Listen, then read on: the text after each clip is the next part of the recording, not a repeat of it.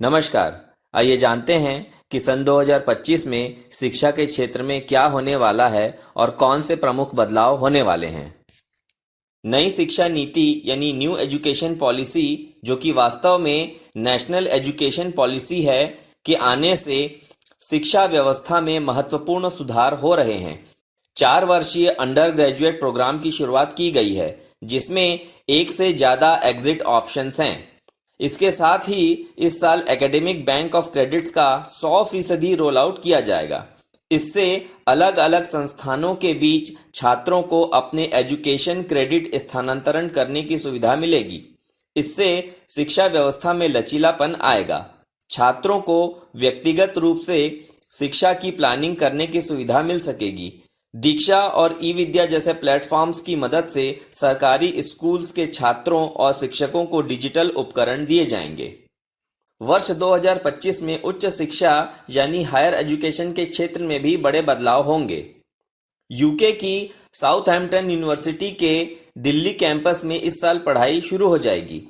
इस साल अगस्त माह से यूनिवर्सिटी में प्रवेश शुरू हो जाएंगे। यह नई शिक्षा नीति के तहत देश में शिक्षा देने वाली पहली विदेशी यूनिवर्सिटी होगी। वहीं ऑस्ट्रेलिया की वेस्टर्न सिडनी यूनिवर्सिटी भी इस साल भारत में अपना कैंपस शुरू कर सकती है। इसके लिए बेंगलुरु शहर को चुना गया है। इस यूनिवर्सिटी का मुख्य फोकस एग्रीकल्चर के क्षेत्र पर होगा। आइए देखते हैं कि स्किल डेवलपमेंट यानी कौशल विकास के क्षेत्र में क्या होने वाला है। 2025-26 में स्कूल पाठ्यक्रम में खेलों के एकीकरण का नया दौर शुरू होगा। शारीरिक फिटनेस और नेतृत्व कौशल को बढ़ावा देने वाली पहलों यानी इनिशिएटिव्स को शिक्षा प्रणाली का अभिन्न हिस्सा बनाया जाएगा। स्कूल्स खेल अकादमियों के सहयोग से बच्चों को क्रिकेट, फुटबॉल, एथलेटिक्स जैसे खेलों में प्रशिक्षण देंगे। इससे भावी खिलाड़ी तैयार हो सकेंगे। इसके साथ ही कक्षा 6 से 12 तक व्यावसायिक शिक्षा यानी वोकेशनल ट्रेनिंग शुरू की जाएगी।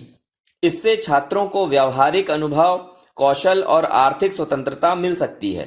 जापान और ऑस्ट्रेलिया से प्रेरणा लेते हुए भारत को भी व्यावसायिक शिक्षा को मुख्य धारा में लाने से लाभ मिल सकता है। इससे भविष्य की वर्क फोर्स को तैयार करने में मदद मिलेगी। वर्ष 2025 में ग्लोबल एजुकेशन के क्षेत्र में क्या होगा, आइए जानते हैं। भारतीय संस्थानों में अंतर्राष्ट्रीय छात्रों का नामांकन बढ़ रहा है। उच्च शिक्षा पर अखिल भारतीय सर्वेक्षण के अनुसार 2022 तक 170 देशों के लगभग 40,000 से अधिक विदेशी छात्र भारतीय विश्वविद्यालयों में पढ़ रहे हैं। 2025-26 में यह आंकड़ा 1 लाख पार कर जाएगा। वहीं 2030 तक देश में पढ़ने वाले विदेशी छात्रों की संख्या 2 लाख को पार कर सकती है। भारत में किफ़ायती शिक्षा और गुणवत्ता इस ट्रेंड को बढ़ा रही है। भारतीय संस्थानों की एआई और प्रबंधन जैसे क्षेत्रों में प्रतिष्ठा भी बढ़ रही है।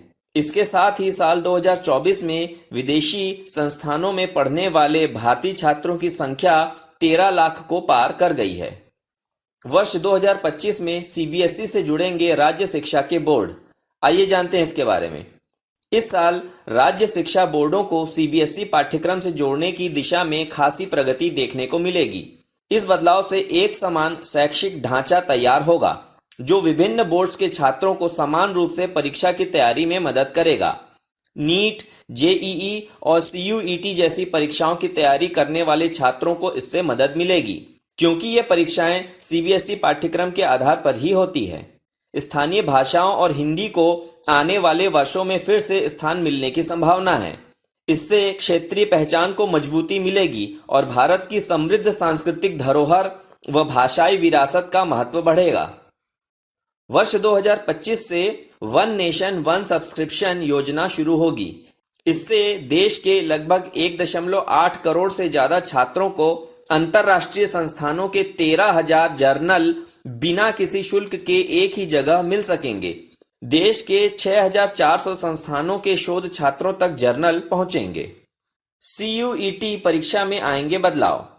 सीयूईटी यूजी में अब तक स्टूडेंट्स 63 यानी 63 विषयों में परीक्षा दे सकते थे, लेकिन अब परीक्षा सिर्फ 37 या 37 विषयों के लिए ही होगी। इस परीक्षा में सबसे बड़ा परिवर्तन यह होगा कि स्टूडेंट्स ने किसी भी विषय से 12वीं पास की हो वे CUET में मनचाहे विषय की परीक्षा दे सकेंगे।